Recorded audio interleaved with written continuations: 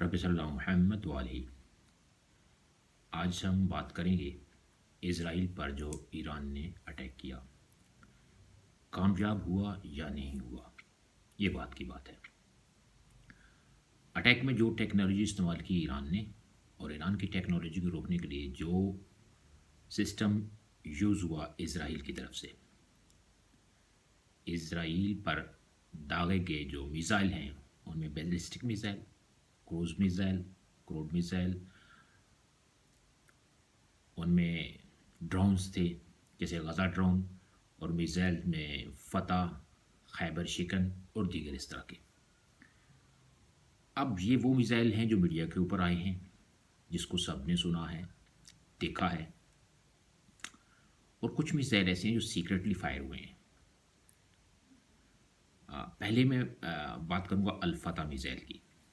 अल-फतह missile जब कहीं जाकर हिट होता है, अपने टारगेट को हिट करता है, तो उससे पहले जब उसको रोकने के लिए पैट्रियट फायर होता है। अब यहाँ एक बात में गौर तलब है, उसे याद रखिएगा, और जब इस वीडियो का एंड होगा तो यकीनन आप इसको सिन्नती कीजिएगा और वीडियो पूरी देखिएगा, मेरी आपसे रिक्वेस्ट है। पैट्रियट मिसाइल की एक जो खुसूसियत है वो ये है कि वो अपने हदफ को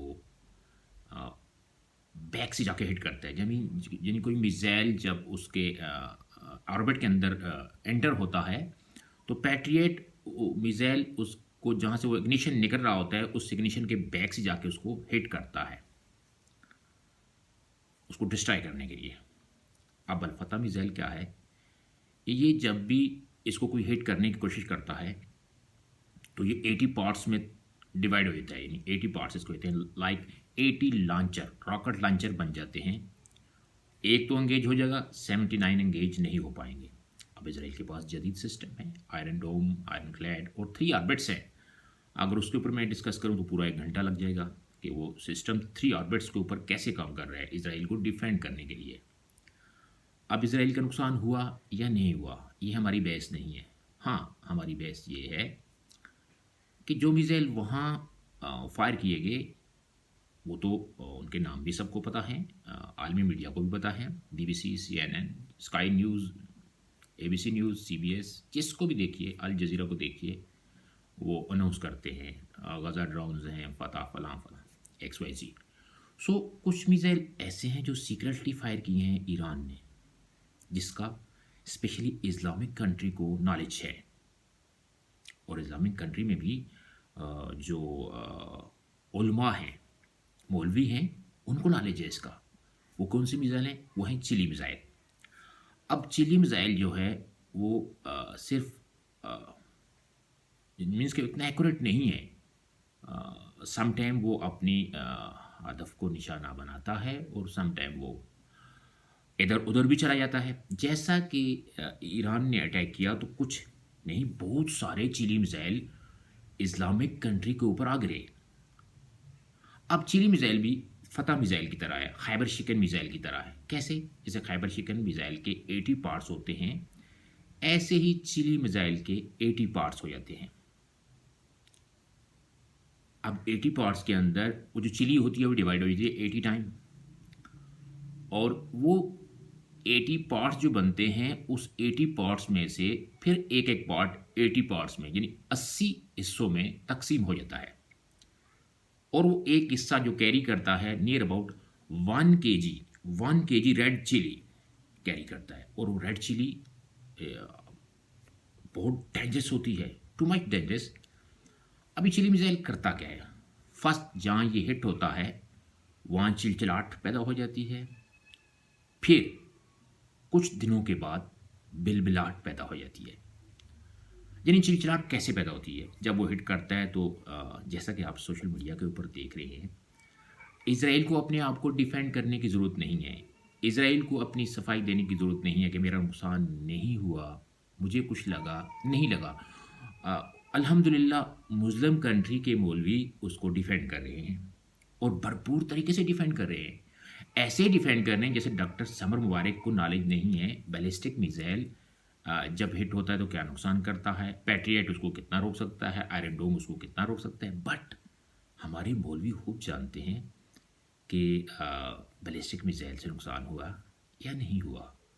और जो चिली मिसाइल आ गिरे हैं, कुछ पाकिस्तान में भी गिरे हैं, हम उसके लिए एक एहतजाजी रैली का एहतमाम भी कर रहे हैं। सब लोगों से, स्पेशली हम इन मौलवियों से रिक्वेस्ट करेंगे कि वो हमारी इस एहतजाजी रैली में आएँ, आकर अपनी चिलचिलाहट और बिलबिलाहट का इजहार करें। अब वो चिली मिसाइल जो गिरे हैं इस्लामिक कंट्री में, उन्होंने मौलवियों के अंदर चिलचिलाहट पैदा कर दी है। याद रखिए, जैसे पैट्रियट मिसाइल फतह को, खैबर चिकन को या किसी भी बैलिस्टिक मिसाइल को बैक से जाके हिट करता है, ऐसे ही चिली मिसाइल अपने हदफ को बैक से जाके हिट करता है। पढ़े लिखे लोग हैं, आप मेरी बात समझ गए होंगे। चिली मिसाइल ने कुछ ऐसा ही काम किया है जिसकी वजह से चिलचिलाहट तो उरूज पर है। जो ही CNN, BBC और दीगर न्यूयॉर्क टाइम जब इस चीज़ की वेरिफिकेशन देगा, आइडेंटिफाई करने के बाद कब तक छुपाएगा। इज़राइल का जो नुकसान सामने आएगा तो उससे फिर इन्हीं मौलवी हजरात में बिलबिलाट शुरू हो जाएगी। ये उन मिसाइलों का नतीजा है जो चिली मिसाइल फायर हुए हैं। चिली मिसाइल को बनने के लिए अभी तक कोई सिस्टम बना नहीं है। जैसे आयरन डोम बन चुका है, बट चिली मिसाइल बनने के लिए अब इजराइल सोच रहा है कि जिन मुस्लिम कंट्री ने मेरे लिए डिफेंड किया है या डिफेंड कर रहे हैं, उन मौलवियों के लिए एंटी चिली मिसाइल या एंटी चिली डोम तैयार किया जाए ताकि वो उसके अंदर रहें और उन पर चिली का कोई असर ना हो। अब चिली कितनी ख़तरनाक चीज़ है, यहाँ एक बात वाज़ेह कर दूँ, आप पूरे ख़ानदान के लिए, फैमिली के लिए near about 1 spoon 2 teaspoon use करते हैं एक खाने में, और अगर इससे इसकी मिकदार बढ़ जाए, सम टाइम एहतियात न बरती जाए, 2 स्पून से 3 स्पून हो जाए, तो देखा है ख़ानदान पूरा कितना सूसू कर रहा होता है। उसी सी सूसू 1 स्पून बढ़ने से है, और जहाँ 1 kg चिली, और वो भी टॉप क्वालिटी की, आलमी मंडी से इंपोर्ट की गई हो, ब्लैक में गई हो। जैसे आपको देखें, अब पाकिस्तान में रेड चिली का भुगतान आने वाला है, क्योंकि यहाँ से बहुत सारी रेड चिली बहुत सारे लोगों ने वो इंपोर्ट कर ली। 1 kg चिली जब किसी को जाके अपने टारगेट को हिट करेगी, तो फिर देखिए उसका असर कितना बुरा होगा। अपना ख्याल रखिए, दुआ में याद कीजिए, फ़लस्तीन का साथ दीजिए, इसराइल का बाइकाट कीजिए, और चिली मिसाइलों से बचने के लिए मौलवियों को बेहतरीन मशवरे दीजिए। अस्सलाम।